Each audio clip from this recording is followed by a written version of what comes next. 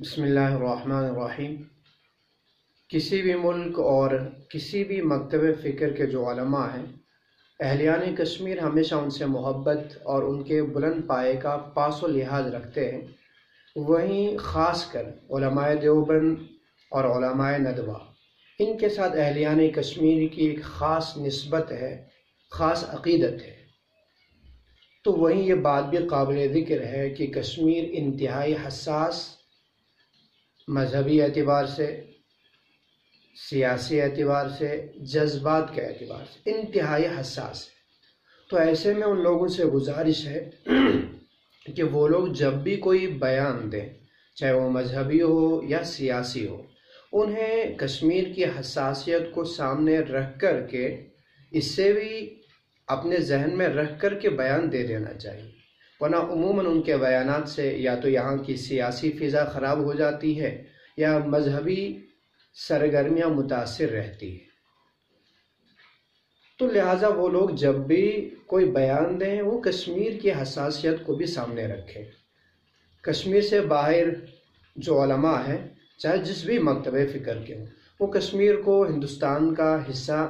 سمجھتے ہیں، لیکن ان کا یہ رویہ کہ جب بھی وہ کوئی بیان دیں تو کشمیر کی حساسیت کو، یہاں کے پس منظر کو سامنے نہ رکھ کر کے جو ان کے بیانات ہوتے ہیں، اس سے تو یہی ظاہر ہو رہا ہے کہ وہ لوگ بھی مانتے ہیں کہ کشمیر ہندوستان کا حصہ نہیں ہے۔ تو پھر انہیں کھل کے کہہ دینا چاہیے کہ کشمیر ہندوستان کا حصہ نہیں۔ اسی بنا پہ ہم اپنے بیانات میں اس کا پاس و لحاظ نہیں رکھتے ہیں، اور پھر اپنی حکومت سے انہیں یہ بات منوا لینی چاہیے کہ کشمیر ہندوستان کا حصہ نہیں ہے۔ اگر مانتے ہیں وہ، تو پھر انہیں چاہیے کہ وہ اسی طرح کا پاس و لحاظ رکھیں، یہاں کی مذہبی اور سیاسی جذباتی جو حساسیت ہیں اس کو سامنے رکھ کر کے وہ اپنے بیانات دیں، یوں ہی جب چاہا جس طرح کا بیان چاہا نہ دیں۔ دوسری بات، بابری مسجد کا جو معاملہ ہے، میں اس سے پہلے کہہ دوں، ہندوستان، یہاں جتنے بھی مذہبی رہنما ہوں، چاہے وہ ہندو ہوں، عیسائی ہوں، مسلمان ہوں یا سکھ ہوں، جس بھی مذہب کے رہنما ہیں، انہیں چاہیے کہ وہ کبھی بھی اس طرح کے بیانات سیاسی مذہبی نہ دیں جس سے یہاں فرقہ واریت کھڑی ہو جائے۔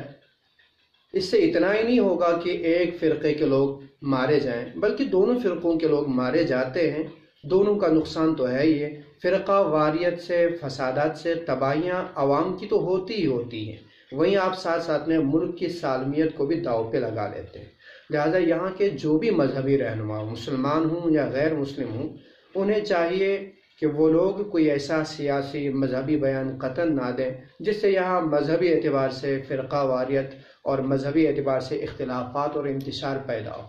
رہی یہاں کی سیاست کی بات،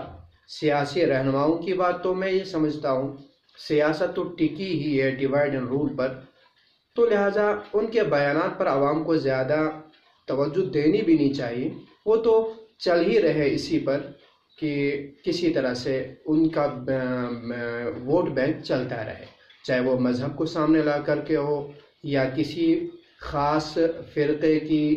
اقلیت کا معاملہ ہو، دلت کا معاملہ ہو، مسلمانوں کا معاملہ ہو یا ہندوازم کا معاملہ، وہ تو چاہتے ہیں ان کا ووٹ بینک چلتا رہے، چاہے اس سے